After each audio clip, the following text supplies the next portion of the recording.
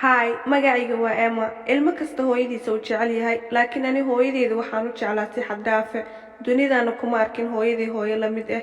Waxaan u maleynayaa dunidan in loo keenay inay dadka kala tusiso wanaagga. Kadib hawsheeda markii ay dhamaysatayna, Ilaahay ayaa dib u qaatay. Hooyadeeda muddaba waxay la tacaalaysay cudurka kansarka, mana ogeyn. Waalidiinteedu waa iga qariyeen. Waxaan u malayn jiray inay ayadeeda u booqasho u tagtay. kadib maalin ayuu aabahayga i waday wuxuuna i geeyey dhakhtarka weyn. Hooyadeeda aad ayay u xanuunsanayd runtii, saasay tahayna way dhoola cadeynaysay.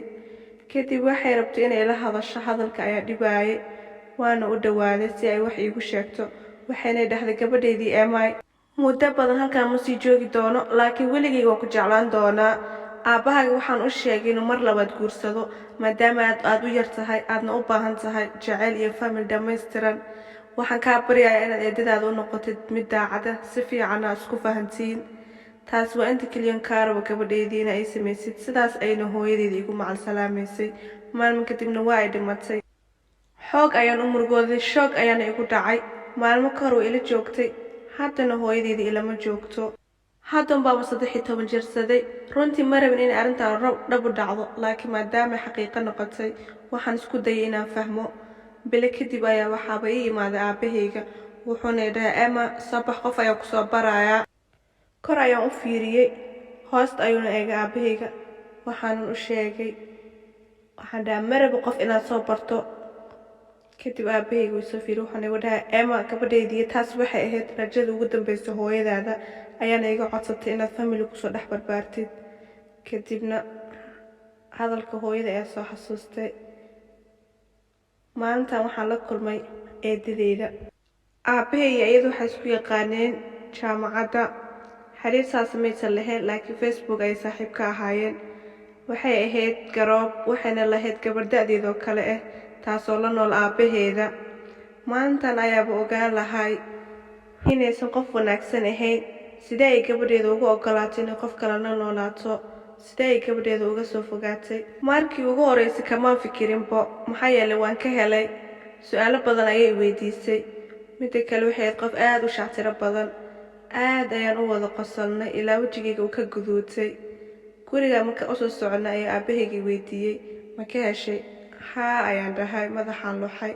kadib wuxuu ku dhahay, maha inaad sida hooyada u jeclaatid, lagama yaabo taas inay dhacdo, macquulna ma aha. haddii aan maalinkaa u sheegi lahaa aabahayga in ayada ka helin, ma iga ogolaan lahaa laga yaabaa. wax walibana degdeg ayay ku dhaceen. aabahayga iyadana waa isguursadeen. maadayna way noo soo wareegtay oo gurigeena imaaday. hadda waxaan leeyahay eedo. hooyadeyda iyo aabahaygana waxay rabeen inaan iyada jeclaado. waxaan u sameynayay hooyadey darteeda. wax waliba way iska caddaadeen. maariina waxay noqotay eedadii arxanlaydii aan ku maqli jiray sheekooyinka. maalin walba waxay ila imaan jirtay waxyaabo cusub. waxay bilowday albaabkayga haddii aragto asagoo xiran inay igu soo furto. mar walibana hadduu albaabkayga xiray way soo furaysay, ilaa uu aabahayga albaabkii kaba saaray iridda. runtii aad ayay ila dhaqantay si xun. waxay ahayd qof aad iyo aad iskula weyn. dhakhtarkayga ayaa u sheegay inay cusba iska yarayso ama wax cusba aysan isticmaalin. kadib waxay bilowday inayba cunto cusba la-aan kariso, xataa miiska cunto ma saarnaan karin, iyadoo sheegtay inay iska ilaalinayso caafimaadkeedana ay ka fikirayso. waxyaabo kaloo aan ku arkaya waxaa ka mid ah, maari ma isticmaalin musqulaha bannaanka. waxayna sheegtay inuu cudurro halisa ka qaadi karto musqusha bannaanka lala isticmaalayo. saas darteed aniga xataa way iga kansashay. dhowr mar ayaana guriga u soo cararay maadaama aan bannaanka musqulka geli karin. kadib maalmaha ka mid ayaa waxaa noo imaaday maari gabadheeda. maari gabadheeda waxaa u malaynaya sida hooyadeedoo kale, waana ka fogaanayay. laakiin ma aysan noqon, waxay noqotay gabar yar aad u fiican. iyadana xoog ayaa isku fahanay. maariya kamay helin in aniga gabadheeda isfahno. mar walibana waxay igu mashquulinaysay hawl, si aan iyada waqti wada qaadan. sida caadiga aabahayga ayaa qashinka bannaanka u saara, laakiin haddii markii ay joogtay waxay ahayd in aan bannaanka u saaro. waxaan u sheegay aabbahay hadhuu bixinaayo. waxayna igu dhahay qaad hadda si uuna noogu urin. taa keliya ma aha, xataa waxay noqotay inaan ubaxa waraabiyo. sidoo kaleeto inaan musqusha tirtiro markay kusoo qabaysato. inaan doono baatariga remote-ka TV-ga iyo waxyaabo sidaas oo kale ah. naadi iyada hooyada si fiican iga garanaysa ayaa waxay dhahday, qofna ma ogaan karo waxay la imaanayso iyada unbaa isgaranayso. sidaan ayay la dhaqmaysay eedadeeda maalmihii ugu dambeysay. kaliya ma aqaano sababta, maadaama iyadii gabadheeda si fiican isku fahnay, maadaama iyadii gabadheeda si fiican isku fahmi karin inkastoo ay hooyadeeda tahay. beri laga bilaabo sariirteen adigaa sameynaayo. waana soo booday, waxaana dhahay seen ku sameynaan sariirteeda ayaan sameeyaa. waxayna dhahday inay tahay shaqada gurigan aan barto hadhowna aan u baahan doono, laakiin tan waxay ahayd hadal oo keliyaata. waqtigaa wixii ka dambeeyay waxaa noqday qofka qashinka banaanka u saaro. inkastoo isbuucii 2 maalin qof uu noo imaado inaan guriga hagaajiyo, inaan wax waliba qabto. hal mar oo keliyaata waan ka nasan waayey. mar waliba hadal kale ay keenaysay iyo war. ana markasta waxaan u samayn jiray waxay rabto si hal mar oo keliyaata afkayga ay iga xirto. kadib maalin shaqada guriga markaan dhameeyay anoo iska fadhiyo way ii imaaday furaha ayay ii dhiibtay. waxayna dhahday wayna gaarigayga dhaqdid. anigana waan kacay, waxaana ku dhahay lagama yaabo in gaarigaaga dhaqo, mana ii shaqaalahaaga, way igu filantahay intaan. kadib waxay bilowday in iska ooydo. anina waan baxay, qolkayga ayaan galay. ciil ayaa qabtay runtii. kadibna saacado dhan ay ooynaysay ilaa aabahaygu ka imaaday. wuxuuna ku dhahay maxaa kugu dhacay? waxayna iska dhigtay maskiin iyo inay rabto in waxba sheegin. waxba ayay dhahday. ii sheeg ayuu ku dhahay maxaa kugu dhacay? kadibna waxayba iga been ay iga abuurtay. waxayna iska dhigtay in aan ayadu ku qayliyay, aan ayadu dulmiyay, iyadana ay maskiin tahay runtii aan wax sameynin. ana ka maseersanahay iyadii aabahay xiriirkooga iyo waxyaabo kale oo runtii loo qaadan karin.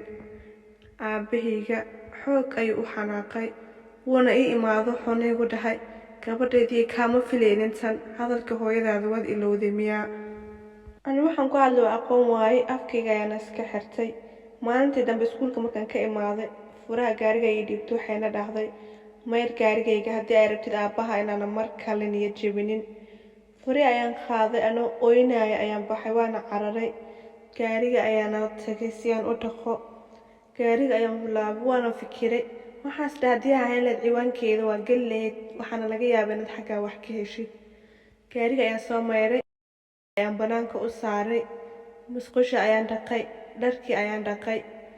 dhammaan hawsha guriga markii aan dhameeyay anigoo daalna ayaa guriga soo fadhiistay. kadibna naadiye ayaan wacay. waxaana dhahay naadiye, waxaan rabaa inaad ii caawisid. waxaana u baahanahay baaswordka facebooka hooyadaada. naadiye ayaa waxay dhahday haddii ay isticmaasho waa magaca ugu horeeya 3 xaraf eygeena iyo taarikada nambarkeeda gaarigii hore. waana qortay, anoo gariiraya ayaan kombiyuutarkii furay, waana ku fiiriyey. baaswordka waan geliyey, laakiin wuu ii shaqayn waayey. haddana waxaa igu soo dhacay fikir kale. gaarigii hadda soo dhaqay ayaan ku laabtay. taarikada ayaana soo fiiriyey, waan ku soo laabtay. mar labaad ayaan geliyey.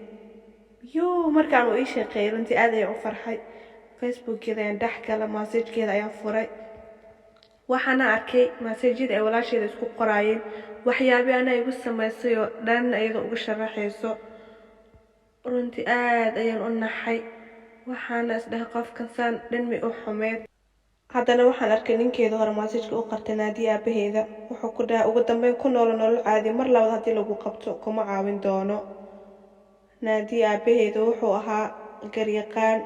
taasna waxay caddaysay inay dambiilo tahay wax un ay samaysay, laakiin ma garan karo waxaas wuxuu noqon doono. aabahayga ayaan u tegay, waxaanan u sheegay inuu qolkayga ii raaco. maasajyadii ayaanan wada tusay. dhammaan aabahayga u wada akhriyey, kor ilaa hoos si fiican ayuu u fiiriyey. kadibna screenshot ayuu ka qaatay iyo sawiraan. woowna iga baxay. albaabka ayaa jugla ii siiyey. aabahay ma rabin inuu guriga kula dhex hadlo, waa ayna baxeen. waan iska seexday aniga. subaxdii markaan soo toosay maariya guriga maysa joogin. iskuulka markaan ku maqnay alaabadeeda qaadatay, dibna uma arkin.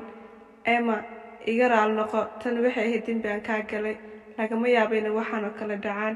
maariya exkeyga ayaan la hadlay, waana qof xanuunsan. sidaa ani aabahaygana farxaddeena ku helnay. asxaabay maantana qisadeena intaan ay noogu egtahay. waxaan rajeynayaa inaad wax un ka faa'iideen. fadlan ha ilaawan fiidiyogan inaad like saartid, sidoo kale share aad samaysid. haddaan ugu cusubtahayna subscribe, gambaleelka furo si muuqaalahayna kale kusoo gaaraan. aad iyo aad baa u mahadsan tahay waa fiidiyogan fiidiyoga xiga insha allah wasalaamu calaykum